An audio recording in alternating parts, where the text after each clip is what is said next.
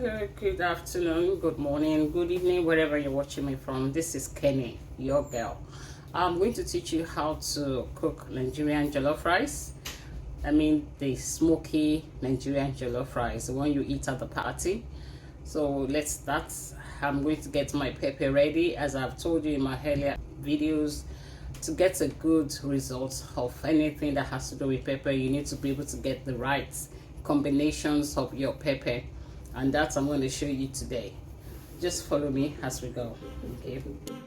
Today I'm going to be using bell pepper and red Dutch chili, rodo, that is called Scotch Bonnet, and I normally use plum. I don't use fresh tomatoes. Some people like to use fresh tomato, but for me I like to use plum because it makes my pepper to be thick. And this is the kind of plum I'm using. So this is my pepper in the bowl. Wash them. I'm using 3 because they are bell pepper and they are quite big. I'm using 3 of these, and I'm using 3 onions because it's big onions as well. Then I use 3 Scotch bonnets,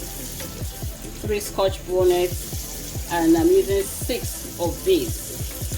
And I use this as well. It depends on you. If you want it very spicy, you can use this small, I don't know what this is called, but some people call it shumbo, the small one.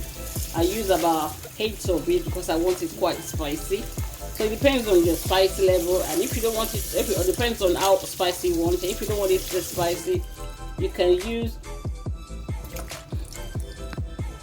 if you don't want the spicy, you can use just 1 Scotch bonnet, that's all, and 1 plum. It depends on you. It depends on what you want.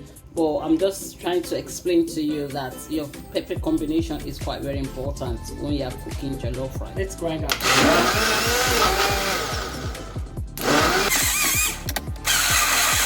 That's our pepper. It's already blended. Very smooth. I like it smooth.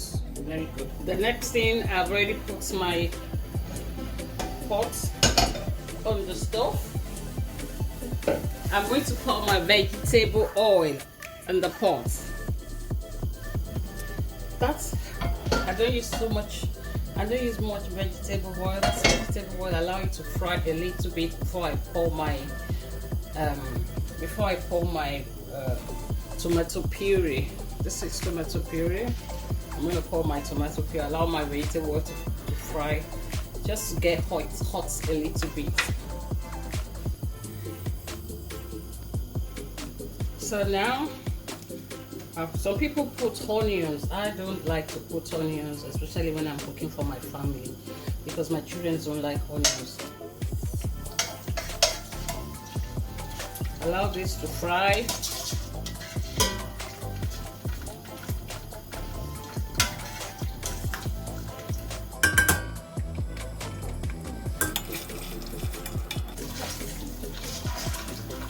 While I'm stirring it, I don't want it to get burnt. That's why I'm stirring it. See? It's fried. I hope you can see it properly. Now I'll pour my pepper.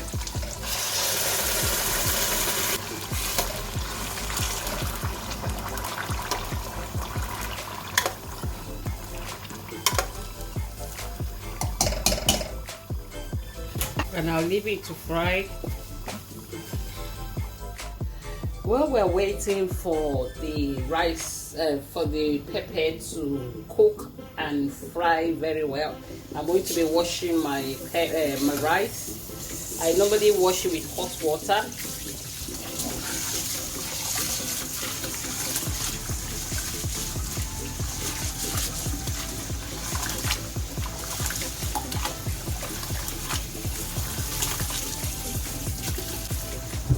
I wash it about 3 times.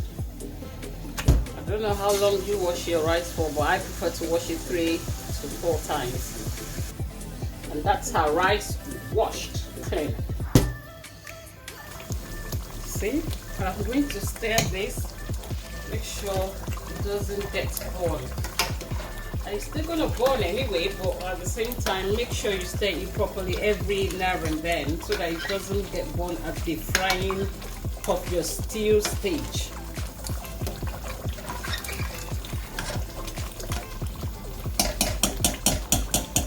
At this time, I'm going to add all my condiments, as in my curry. I only use curry, I don't use crayfish. If you are using crayfish for jollof rice, you are no longer cooking jollof rice.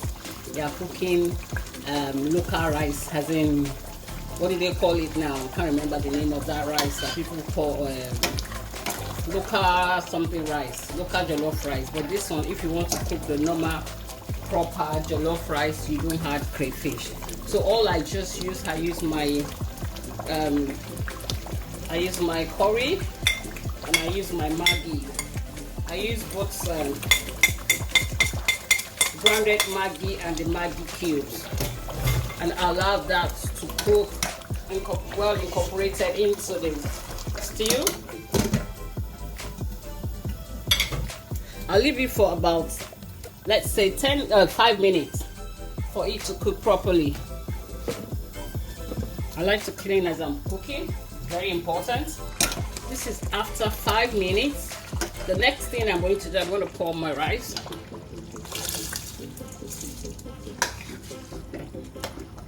I've checked whether the seasoning that I put inside is okay, is enough. See, I have to make sure that all the seasoning dissolve very well. If not, there will be some part that will be sweeter than the other parts, or will be more saltier. More salty, more salty than another part. So we need to check that all the seasoning is well dissolved into the jollof rice.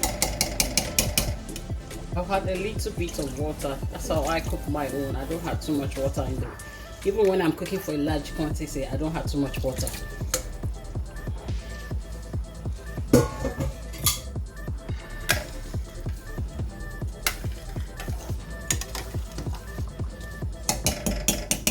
And the next thing I'll do, I'll leave it, I'll cover it first with foil paper before I cover it with the lid. So and this is it. I've covered it. I'm going to leave it for about another 10 minutes before I check on it.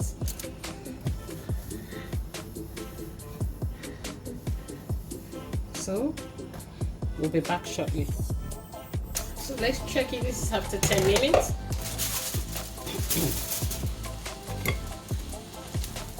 You can see it's not cooked enough, well cooked enough. I'm going to add some water.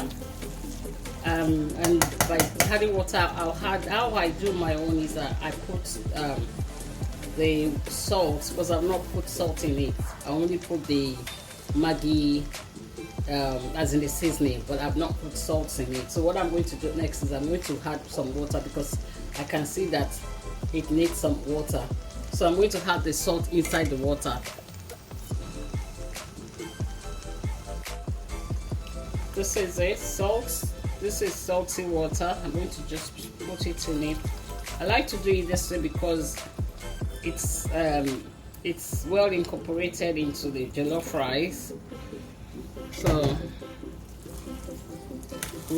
I believe that if I have the salt directly, some parts might be salty and some parts might not be salty. It might not have enough salt. So that's why I use this method of having my salt. I'm putting my salt in the water. So now what I'm going to do is I'm going to cover it again and leave it for about maybe say 5 to 10 minutes again, and we'll come back and check it. So this is after 10 minutes. Let's check it.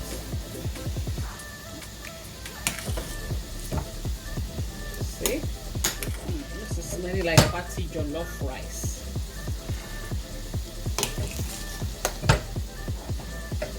Really nice.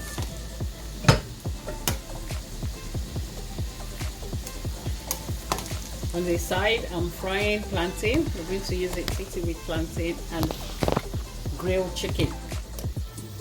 If you want to learn how to make grilled chicken, a nice grilled chicken, you can check our YouTube page. You can scroll down and check one of the videos, because I've done one of how to make grilled chicken, and if you want me to do it again, just write it in the comment section. I will repeat it. So this is jollof rice, nearly done. I'm going to leave it for another 5 minutes. I want all the water to, not all the water, but some of the water to dry out. So I'll leave it for now. Again, we'll cover it.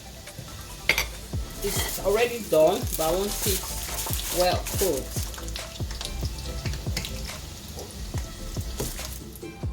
So let's check after 10 minutes.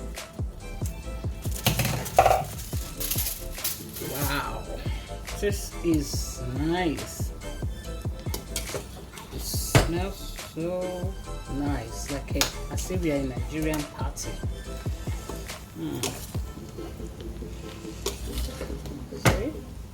It's not too sticky together.